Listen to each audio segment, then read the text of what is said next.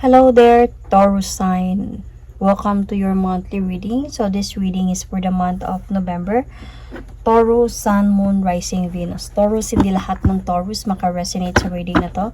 So take what resonates and leave the rest. Cross-watchers, pwedeng kayo to at hindi sila Taurus sign. So put yourself in a situation kung saan kayo naka-resonate. Taurus, if hindi kayo naka-resonate sa reading na to, please to check your other placement, your Sun, your Moon, your Rising, your Venus sign, dahil pwedeng doon kayo maka-resonate at hindi dito. Taurus, especially your moon sign. Dahil pwede din tong from there to here, from here to there. So, especially your moon sign. Watch also your moon sign. So, let's start. Taurus, love reading for the month of November. Love reading. Taurus, Sun, Moon, Rising, Venus. Taurus, Sun, Moon, Rising, Venus. Taurus, love reading for the month of November. I'm going to pull an oracle card. This is a situation oracle card. So, love affair. Dirty little secret down low. So, love affair, Taurus. Nagka-love affair yung person mo. So, what your person wanted to tell you. You and me were too young. So, let's see. What is the meaning of this? So, Taurus. Let's see.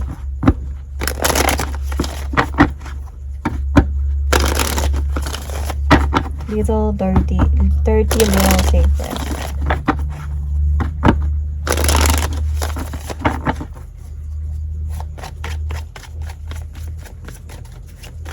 Nagigets ko na to, Taurus. Pero tignan natin ha, sa lalabas sa baraha. Pero may nakukuha ako dito. Parang may nabivisualize ako. Anong nangyari dito.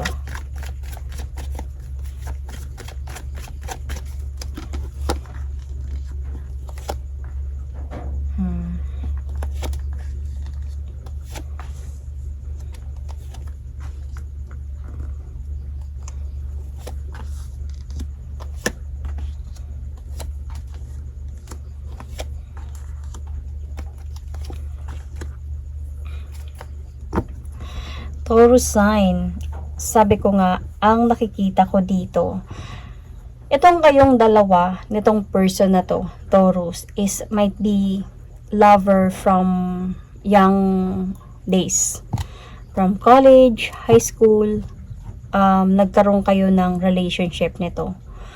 And syempre ngayon na matured na kayo, siguro may kanya-kanya na kayong pamilya, nagkita ulit kayo or nag-usap ulit kayo. Pwedeng LDR, pwedeng through online, pwedeng in real, personally. So, nagka-love affair kayo ngayon. Dahil nabalik yung mga dating feelings ng yung young love na meron kayo before. Kaya sinasabi dito yung you and me were too young. Dahil you were too young before and hindi pa alam kung ano yung mga dapat gawin until sa kung may mga immature na thoughts na maghiwalay tayo, bala ka dyan, hiwalay. So hanggang sa yun, nagkita kayo ulit or nag-connect kayo ulit, na-continue yung relationship ninyo. But then, meron na kayong kanya-kanyang relationship ba or family. So Taurus, nasa point kasi ngayon on your part is pagod ka na. Okay? Pagod ka na maghintay, could be. So, pwedeng ikaw hiwalay na, siya hindi pa. Pwedeng ganun. Kasi parang nag-aantay ka na dito eh. And parang miso lang walang nangyayari. And this is where you are right now. So, parang feeling mo dito, you want some clarity.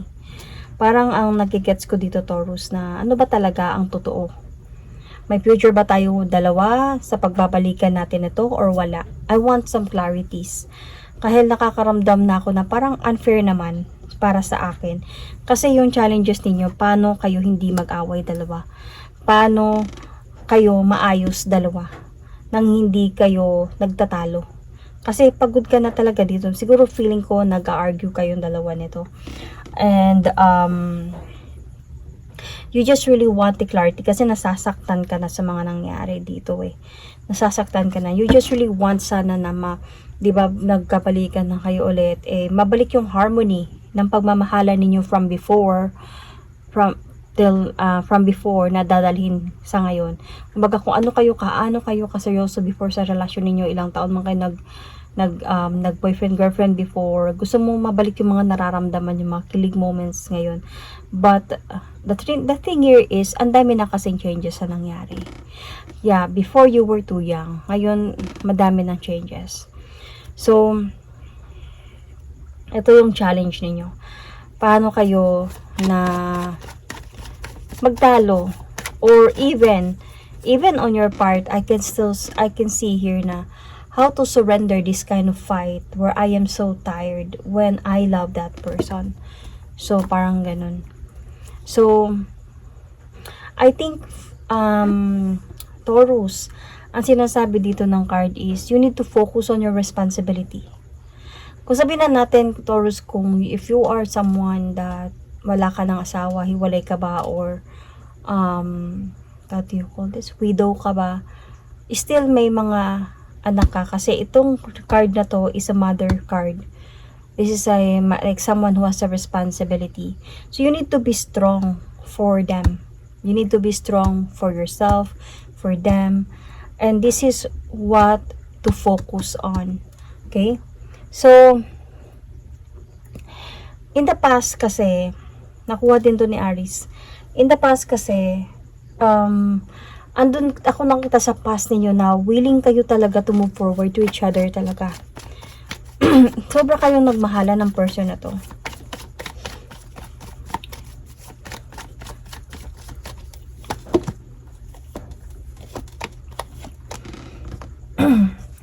And may mga pangarap din kayo na magpakasal.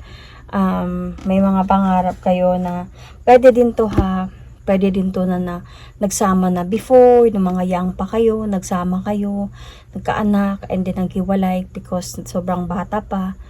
May mga ganun din na, depende kung saan kayo naka-resonate. Kasi nakikita ko dito halos bubuo na kayo ng pamilya dito, or halos ikakasal ba kayong dalawa. And I can see the balance, connection of your love. You really love each other before until sa nagkaroon ng iba, yung person mo. So parang nagkaroon ata talaga ng issue dito kasi naging dalawa kayo before and naghiwalay kayo. So parang this time around, nagkabalikan ulit, nabalik yung love, nandyan pa yung love, and the thing here is nga, yung person mo could be, meron na siyang iba, at meron ka na ding iba, or mga ganun mga bagay. So, your strength actually here, Taurus, is hindi mo alam.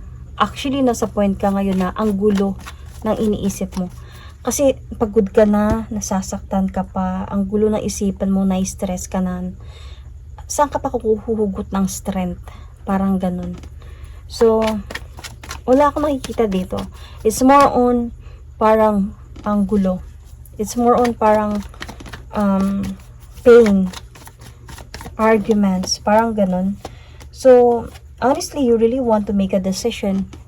You want to make a decision, but then you still don't know what to do. You still, parang meron ka mga different options in terms of making decision, yet hindi mo pa alam kung which option to choose or which decision to choose. Parang ganun.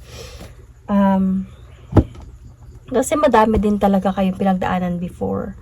So, hindi lang kayo basta lang nag-girlfriend ng 1 year, 2 year. Dami kasi, halos bubuo na kayo ng pamilya Baka na may nabuo na nga talaga kayo Naghiwalay lang. So, in the near future, nakikita ko pa din naman dito yung effort. Could be, let's see, effort ba to or kawalan ng effort ba to? Let's see.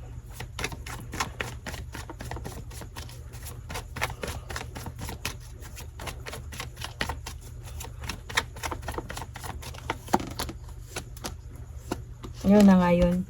kawalan talaga ng effort, 'di ba?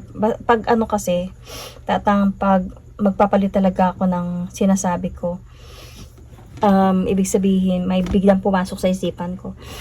Mawawalan talaga ng effort to. Kasi ano lang kayo, secret lang kayo eh. Kasi may asawa naman kayo pareho. So love affair nga tawag, 'di ba, sa inyo. May cheating talaga na mangyayari dito. Though cheating naman na itong nangyayari ngayon sa inyo.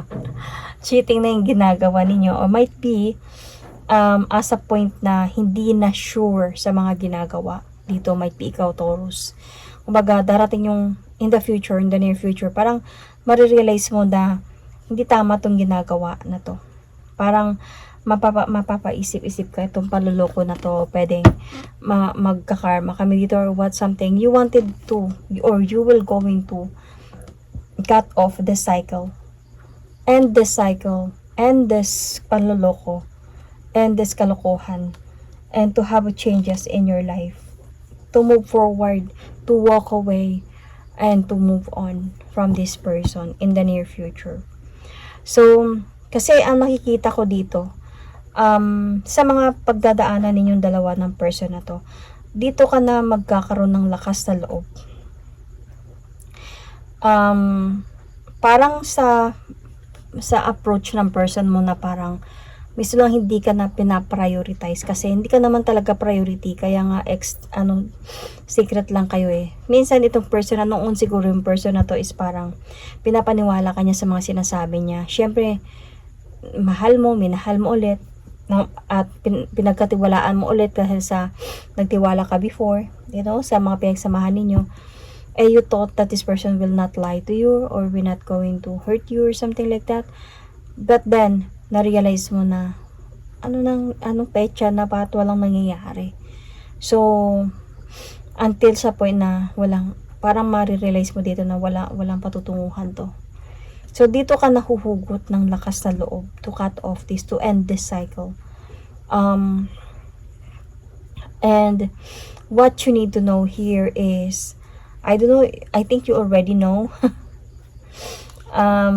Siguro sa mga sinasabi siguro sa'yo ng person mo na wala na kami, malabo na kami, nagsasama na lang kami dahil sa kanyan, o hindi na kami nag-uusap, ganon. Pero honestly, pinagsabay niya kayong dalawa. Baga, meron pa sila, like they are really much okay, and meron din kayo. Definitely, obviously, LDR to. Either sila yung LDR or kayo yung LDR. So pinaikot ka niya in a way. Pinaniwala ka niya sa mga bagay-bagay. And this is what you need to know. So you are hoping for that this person will going to offer you victory. Ngayon na may past kayo, may mga pinagdaanan kayo, you are hoping na bumalik talaga yung pagmamahalan ninyo before at ikaw yung pipiliin niya dahil ikaw yung nakaraan. Yun yung hope mo. But what your fear here is,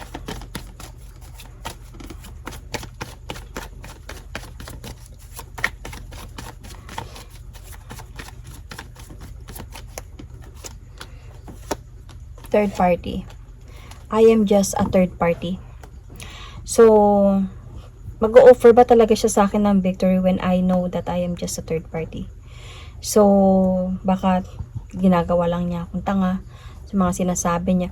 Alam mo, tumatakbo yun sa isipan mo eh. Very obvious naman that you are just ang sikreto lang yung relasyon ninyo. Very obvious, tumatakbo yun sa isipan mo. Pero alam mo yung parang binabaliwala mo yun dahil sa pagmamahal mo sa person na to again. So, the potential future, kung hindi ka aalis dito, kung hindi ka maglalakas loob to cut off this connection, magbibigay lang to sa'yo ng sakit sa ulo, hindi ka makakatulog sa gabi, stressful, depression, pa pwedeng anxiety, because of this person, parang manipulation, could be, pinapapaniwalaan ka niya mga bagay na pwede kang mag-antay pero walang mangyayari. So, and ang ending pa din dito is your cycle was going to cut off.